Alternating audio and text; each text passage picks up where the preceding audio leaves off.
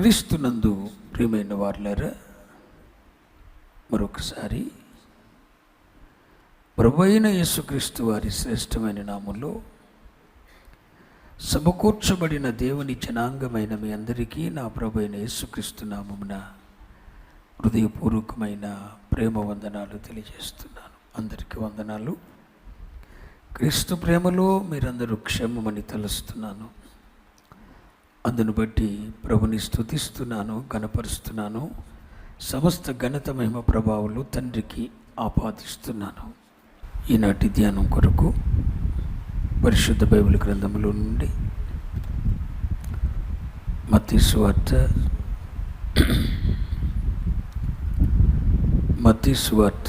19వ అధ్యాయం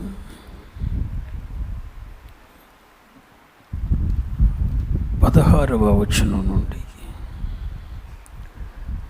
21వ వచనం వరకున్న భాగాన్ని ఒక వచనం నేను, ఒక వచనం మీరు, అలా అందరం కలిసి చదువుకుందాం.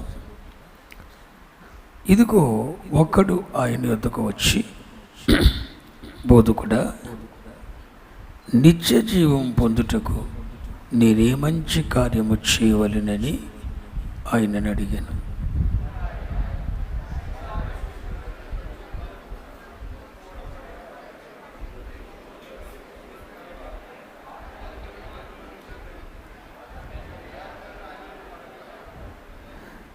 యేసు నరహత్య చేయవద్దు, వ్యభిచరించవద్దు, దొంగిలవద్దు, అబద్ధ సాక్ష్యం పలకవద్దు, తల్లిదండ్రులను సన్మానించుము. అందుకు ఆ యవనుడు, అవన్నీ అనుసరించుతూనే ఉన్నాను, ఇకను నాకు కొద్దివేయమని ఆయన అడిగాను. 21వ వచనం అందరం కలిసి. అందుకు యేసు, నీవు పరిపూర్ణుడవగుటకు కోరిన ఎడల పోయి నీ ఆస్తి అమ్మి పేదలకిమ్ము, అప్పుడు పరలోకమందు నీకు ధనము కలుగును. నీ వచ్చి నన్ను వెంబడించమని చెప్పాను. ఓకే, దేవుడి మాటలను మన కొరకు ఆశీర్వదించునుగాక. చదువబడిన లేఖన భాగాన్ని కాస్తంత పరిశుద్ధాత్మని సహాయంతో మనం ధ్యానించగలిగితే, ప్రభువైన యేసుక్రీస్తు వారు శరీరధారిగా ఉన్న రోజుల్లో ఒక యవనస్తుడు ఆయన యొద్దకు పరిగెత్తుకొని వచ్చాడు. అతడు గొప్ప అధికారి.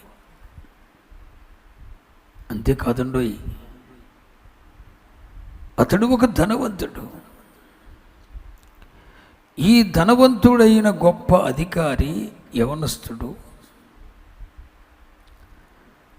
ప్రభువైన యేసుక్రీస్తు యొద్దకు పరిగెత్తుకుని వచ్చి, నిత్య జీవము పొందుటకు నేనే మంచి కార్యం చేయాలి అని ప్రభువుని అడిగాడు. ప్రభు అన్నాడు, జీవములో నీవు ప్రవేశింపగోరిన ఎడల, ఏంటి,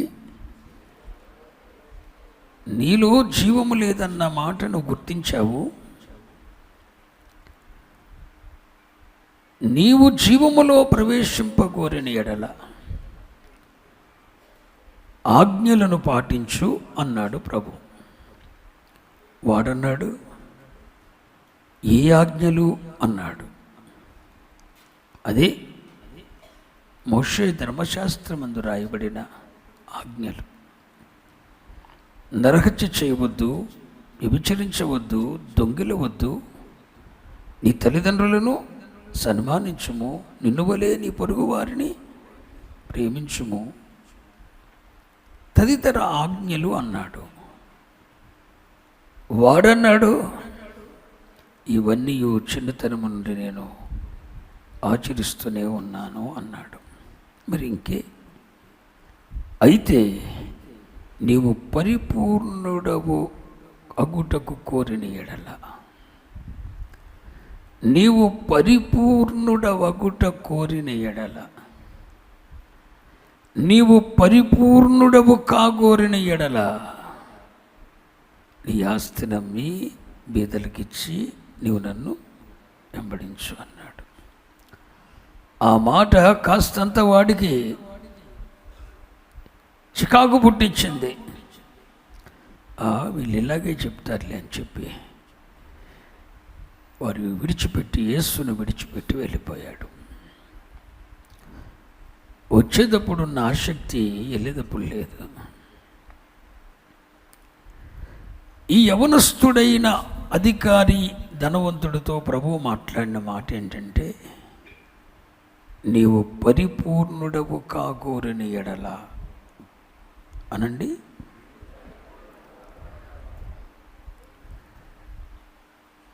ఈ సందేశాన్ని మీకు ఇచ్చే ముందు రక్షింపబడి మారు మనసు పొంది బాప్తిస్మం పొంది నూతన జన్మ అనుభవం పొందిన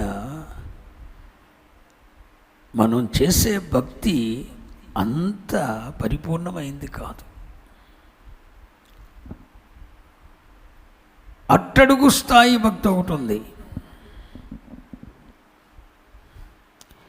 ఏదో వచ్చామా, వెళ్ళామా, వాక్యం విన్నామా, ఉద్రేకపడ్డామా,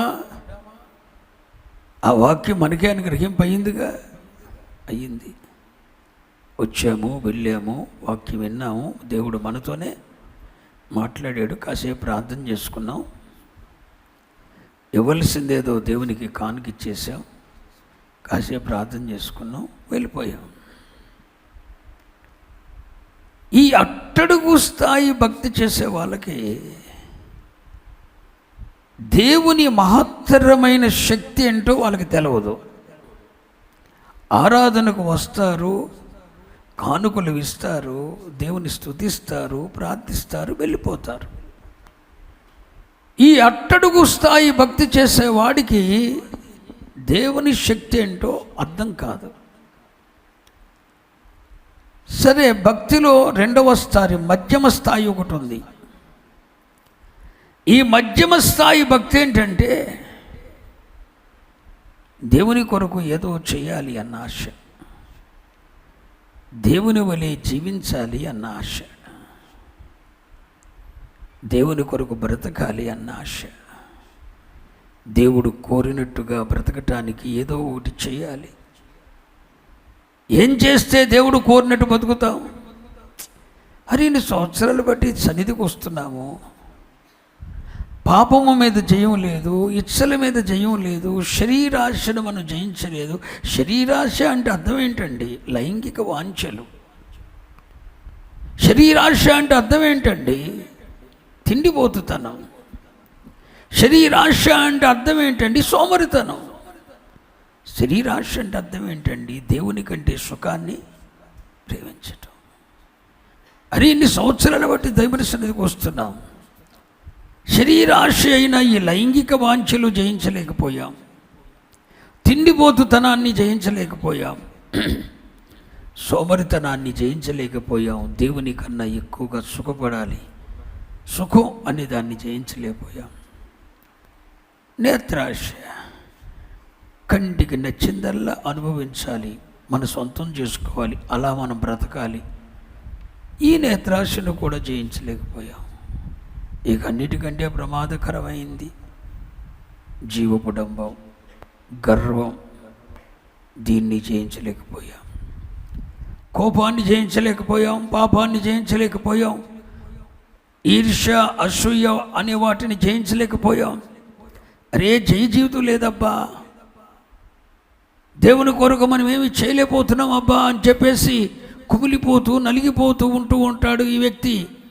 కానీ జయం పొందలేని స్థితిలోనే ఉన్నాడు. ఇది మధ్యస్థ స్థాయి భక్తి. ఈ మధ్యస్థ స్థాయి భక్తి వాళ్ళలో ఒక ఆతృత ఉంటుంది, ఆకాంక్ష ఉంటుంది, ఆశ ఉంటుంది, కానీ అలా ఉండలేడు. ఇది మధ్యస్థ స్థాయి. మరొకటి ఉందండి, పరిపూర్ణమైనది అనండి, అనాలి. పరిపూర్ణమైనది అంటే అర్థం ఏంటంటే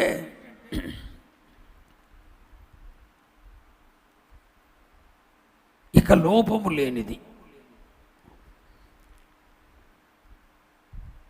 ఇక ఫలానా లోపం ఉంది దాంట్లో అంటానికి అవకాశం లేదు. ఫలానా లోపం ఉంది అని ఎలెత్తి చూపడానికి అవకాశం లేనిది, లోపము లేనిది, కొరత లేనిది, సంపూర్ణమైనది. దీన్ని ఏమంటారు? పరిపూర్ణత. ఇక మీరు భక్తిలో, మీరు విశ్వాసములో ఎలితి ఉండదు, లోపం ఉండదు, లోపం ఉండదు, ఎలితి ఉండదు, కొరత ఉండదు. అలాంటి ఒక స్థాయి భక్తే, శిఖరాగ్ర స్థాయి భక్తే పరిపూర్ణత. ఈ యవనస్తుడైన అధికారితో ప్రభువు చెప్పిన మాట ఏంటో తెలుసునా?